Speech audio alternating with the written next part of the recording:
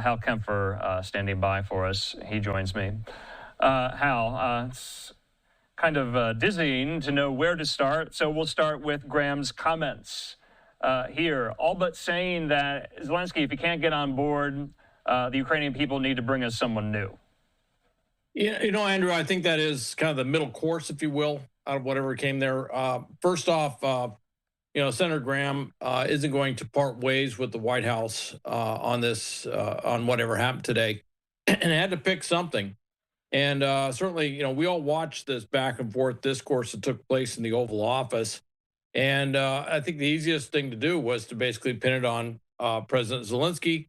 I mean, the truth is, President Zelenskyy did say some things that were kind of hot button issues that would probably prompt a response. And they obviously did prompt a response. And there was a lot of back and forth, and it got very contentious there. I mean, there was a point where President Trump and President Zelenskyy were literally talking over each other. And so it was a very contentious meeting, did not go well, did not result in anything, certainly didn't result in a signed agreement or a final press conference or anything like that. So I think Senator Graham was kind of stuck. He had to come up with something. And he went with, basically pinning it on President Zelenskyy, which, frankly, that's what I would expect. Although in the past, he has always been very pro-Ukraine. Right. He has a good relationship with President Zelenskyy. And maybe that's where they're going. The other thing that came out of that meeting, though, and I want to point this out, and maybe this is why he went that path, you have to remember way back when, President Trump's first impeachment, which that's a phrase that's kind of loaded right there, but President Trump's first impeachment actually stemmed back from a phone call that he had with President Zelenskyy. And that did come up today. There was reference to the whole Russia thing and everything like that. That's obviously, a raw nerve, if you will, for the president. And I think as things got rather heated, that really came to the surface again.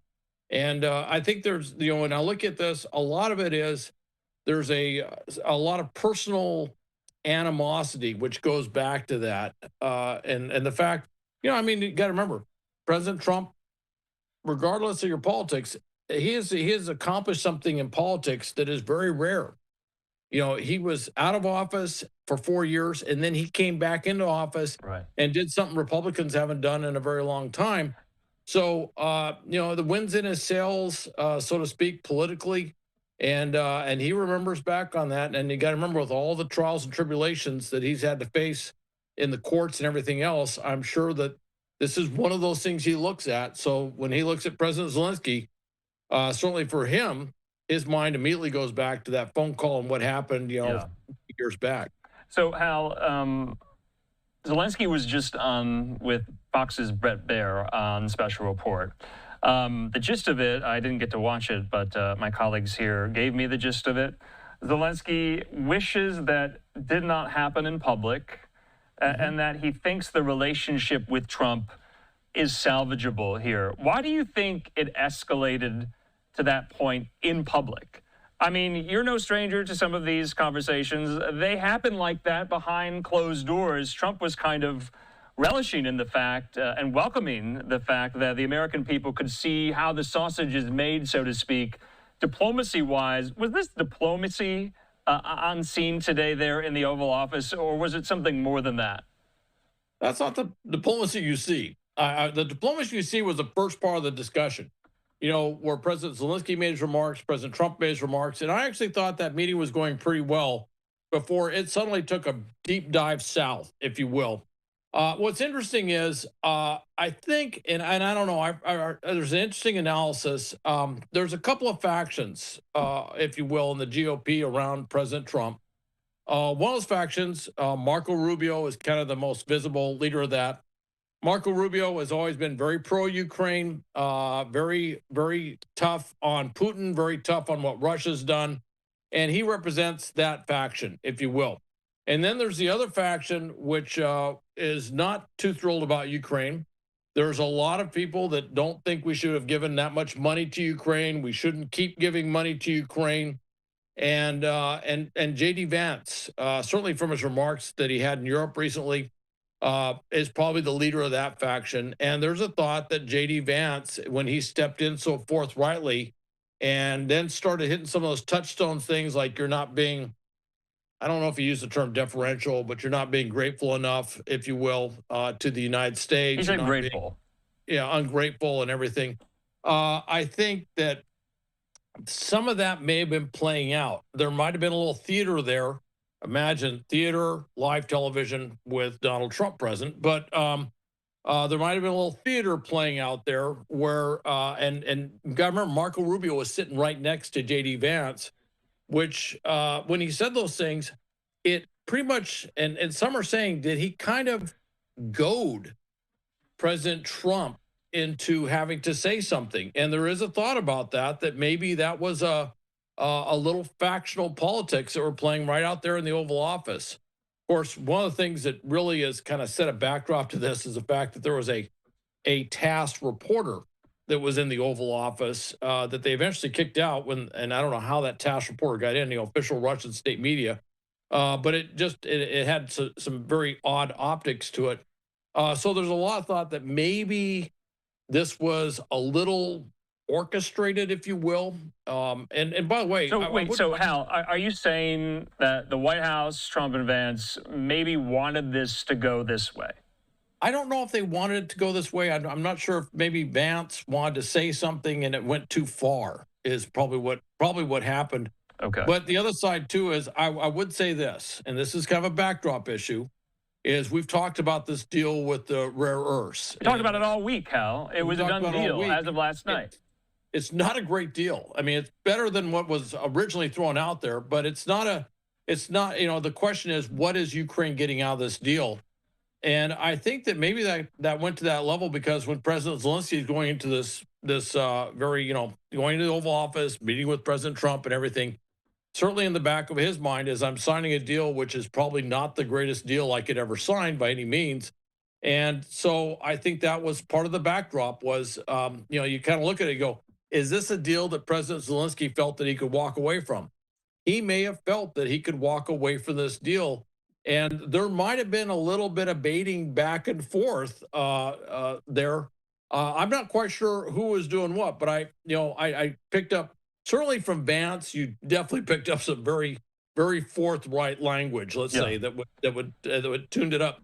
But I also heard President Zelenskyy say some things. I go, those are phrases that are going to hit some touchstone issues and will probably bring a response. And so I'm just not quite sure who was goading or baiting who, but obviously whoever was doing it, it definitely worked because those are fireworks I have just never seen in an Oval Office meeting with a foreign leader. That's the sort of stuff, you have the nice meeting, you say some things, you ignore the stuff where you really disagree, then you close the door and you have a very frank discussion.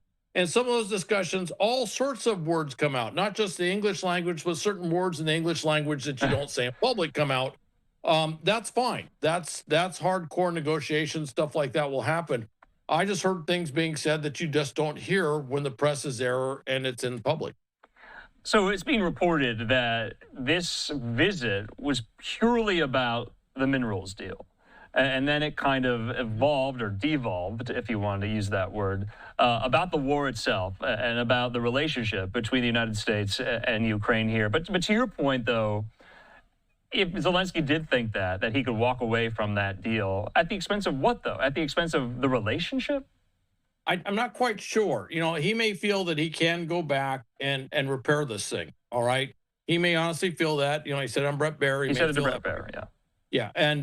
And so he may feel that, look, this is reparable, but it was going south in that. And he may have felt that based on what was being said, some of the things are real touchstones. You got to remember, this is a president of a country that has been in the most high intensity war that we've seen, certainly, this century. And so when he hears, the carnage on both sides, and then he hears the reference to Russian soldiers being killed on the battlefield, I got to tell you, if you've been fighting Russia, and you hear, someone lamenting the loss of Russian soldiers on the battlefield, that's not going to be anything that really resonates well from a Ukrainian perspective right now. And so there was some of this equivocation, if you will, that there was, the losses on both sides and that we just have to stop the carnage and stuff. And that may have been hitting at a very visceral level with President Zelenskyy, and it may have been part of the reason he goes, not today. in his thinking and rising to the bait, if you will. I see. And I heard that language, and I go, he's going to have a tough time holding back. The other thing too is he's got politics as well. Right. And if he sits there and they're watching it at home in this meeting and everything's going to get translated exactly the way it was said in Ukrainian, and it's going out, there's going to be the Ukrainian body politics going to look at it and go, what did you just sit there and do? Why did you not say anything? So Hal, what was the expectation though for Zelenskyy going in to not take the bait, to keep his composure? Obviously, he did not, and because of that, some are saying that, like Lindsey Graham, to apologize to the president. I mean, do you think Zelenskyy needs to apologize? I mean, is there any, in your view, blame that he shares for how this all went?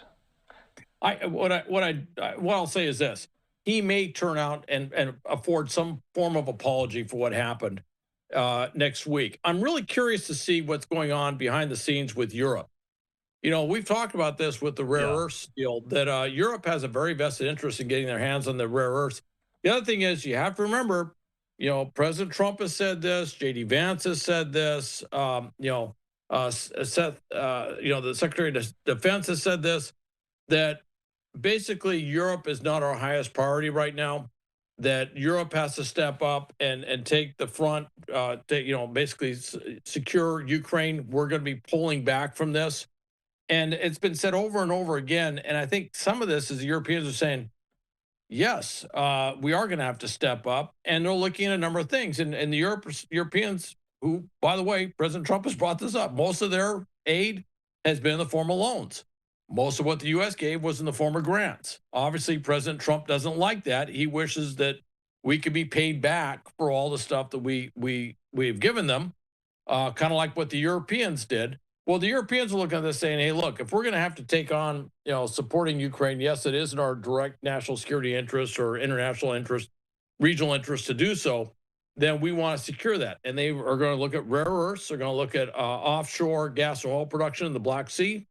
They're going to be looking at certainly very closely, and this came up again today. Estonia brought it up again. They're going to be looking at those frozen Russian assets and seizing those and using those to pay for military aid and possible reconstruction in Ukraine. Okay. So all those things are on the table. Right. And I would point out that President Zelenskyy is leaving Washington, D.C., and he's going to London, where he's going to meet with Keir Starmer. And then early next week, there's a meeting with the foreign heads of state or the European heads of state. And I'm wondering if there isn't something else out there that is going on at the same time, because there's certainly been enough discussion about certainly about the rare earths. And right. As you know, so we've talked about this. I've done stuff in the lithium space. Right. I know how some of the European countries deal with that space. They're very, let's just say, they are not shy about looking after their interests, and I'll leave it at that. So Hal, the Europe question, almost every European leader that is an ally of Zelenskyy in Ukraine tweeted today in the immediate wake of that Oval Office meeting with their support. Essentially, and I'm paraphrasing, we have a lot of them we can maybe show on social media, but the Czech Republic and Poland and the Baltics and Germany and France and everyone you can think of in Europe coming and rallying behind Zelenskyy. So this almost had, and correct me if I'm wrong, maybe you agree, a rallying effect in Europe around Zelenskyy, and we'll see what the byproduct of that is here. The question, the equivocation question that you heard and you have been hearing from Trump, saying he doesn't want to, say Putin's a bad guy, Zelenskyy is a good guy, because that would maybe jeopardize some of these talks that could come in the future about ending the war. He wants an immediate ceasefire now. And that word ceasefire, he couldn't really believe, why Zelenskyy kind of dismissed that word outright here, neglecting the nuance of that, maybe because Ukraine has been under multiple ceasefires that Putin has violated here. So is the equivocation strategy or not? Is it a negotiating tactic on Trump's part or not? It might be. And I use that, and as right after, he eventually went into, we hold all the cards, you don't have any cards. So it could have been a strategy to kind of coerce Zelenskyy into signing this agreement to kind of push him that direction. One of the things I would point out, and this is one of the things where I really, if you will, I don't want to overly dissect how things went, but one thing that really, and this was really set Zelenskyy off, and this is where he really started talking over President Trump or trying to talk over him, was the point where President Trump talked about, look, ceasefire, we're going to get, and basically going on with that. And, we've had ceasefires, and he talked about, the 2014 situation under President Obama. He made some remarks about during President Biden's term, but you have to remember that the ceasefire that's probably most relevant to what we're talking about here was actually signed in 2019 when President Trump was president. And that's what Zelenskyy was trying to put forward about the ceasefires, and also putting forward that, look, and this is true, they've had ceasefires in the past. What does Russia do with a ceasefire? They wait until they build up a preponderance of forces, and then they go back into offensive operations again. That's what they do. By the way, if you want to go back historically, that's what the Soviets would do. And if you want to go back before that, that's what the Russian czars would do. That kind of goes back in a long history there.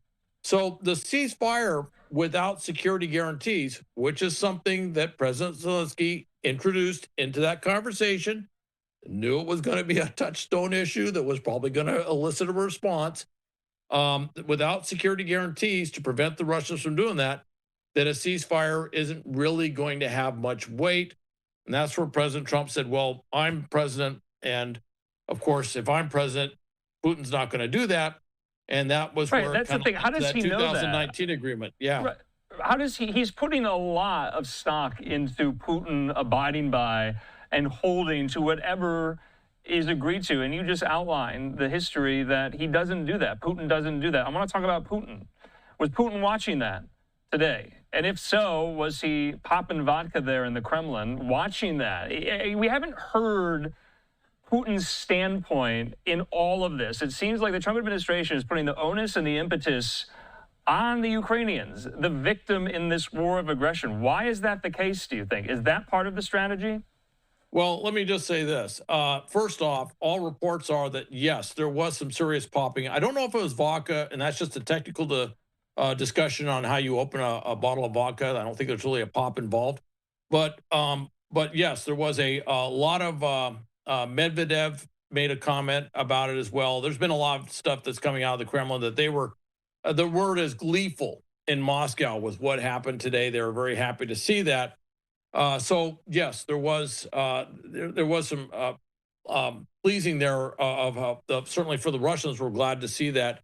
But the problem is for President Zelenskyy, and this is the narrative of certainly the last 3 years. It goes back much further, which is this is Ukraine is a victim of Russian aggression, and you can imagine how painful it is being the president of Ukraine to hear the president of the United States basically dismissing that victimization situation, and basically making this equivalency that this is a horrible war. We have to stop the carnage, and certainly for him, you could see, I could read the body language during that thing that this was incredibly uncomfortable for President Zelenskyy to be hearing this type of language from the U.S. president. And then I heard there was one of his aides had said something to Zelenskyy about he wasn't wearing a coat and tie when he showed up at this meeting. Now that's, with President Zelenskyy, that's part of his, battlefield commander-in-chief motif, is that he doesn't wear a coat and tie these things. He says, look, we're a country at war, and so the way he dresses is a way that you would expect someone who is an engaged commander-in-chief to dress. And here he comes into the Trump White House, and he immediately gets, admonished by some aide that's saying, oh, you should be wearing a coat and tie today. I think there were a lot of little things that were just kind of pushing his buttons, if you will. Yeah. I mean, is this how you treat your friends? I mean, or is this what America First foreign policy looks like? According to Axios, apparently that was one of the conditions of the meeting today, that Zelenskyy does, or that he would show up in a suit and tie. Of course, Zelenskyy wasn't in a suit and tie here. Before you answer that, Brit Hume, Fox News senior analyst there, I thought has a really important kind of encapsulation of the moment here, and I want to read it. He says the Oval Office blow-up today stems from two very different views of America's support for Ukraine. Zelenskyy thinks the U.S. has a vital interest in keeping Vladimir Putin from dominating Ukraine by force and in making Putin pay a heavy price for trying. President Trump views support for Ukraine as a gift from the U.S. that should be paid back, and that the war is a hopeless cause that must be settled through Putin because he is the stronger party. And it goes back to what we were talking about earlier in the week, Hal. Kind of these intangible, kind of philosophical threats to American security interests that a lot of people watching probably aren't feeling right now and will never feel. And Zelenskyy brought that up in the meeting today, saying this could be a threat to the United States eventually and embolden Putin. He says, yes, you're lucky you have an ocean between you. And Trump dismissed him outright very quickly after he said that. Yeah, he did. That phrase didn't really help much at all. Interestingly, though, I've heard that said by JD Vance before, and that's just a simple part of U.S. geostrategic reality, as we are a country that is bounded by two large oceans.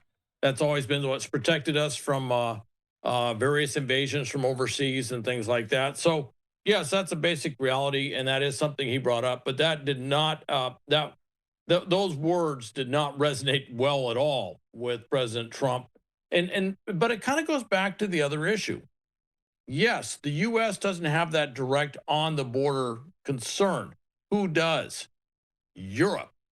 Europe would like to see Ukraine certainly prevail in this war, or at least fight the Russians to an absolute standstill, completely exhaust them, or to come up with some sort of lasting peace deal where it's absolutely assured that, or ceasefire, some sort of deal that where it's assured that the Russian aggression has been checked at the border, if you will, in Ukraine.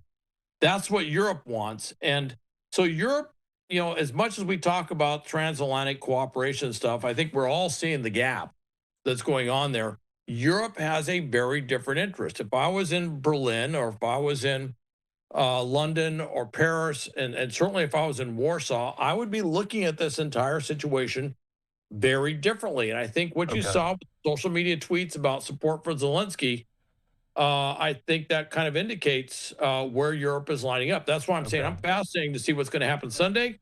And I'm certainly fascinated to see what's going to happen next week when Zelenskyy is in London, in Europe, talking to these foreign leaders, what their take on this is going to be. That might tell me where the Europeans are going. All right, Hal Kempfer, as always. What a historic day. I had kind of introduced our segment as maybe today was some type of watershed moment in U.S. foreign policy, geopolitics. Of course, only time will tell. Hal, thanks so much. Have a good weekend. Okay, you too, Andrew.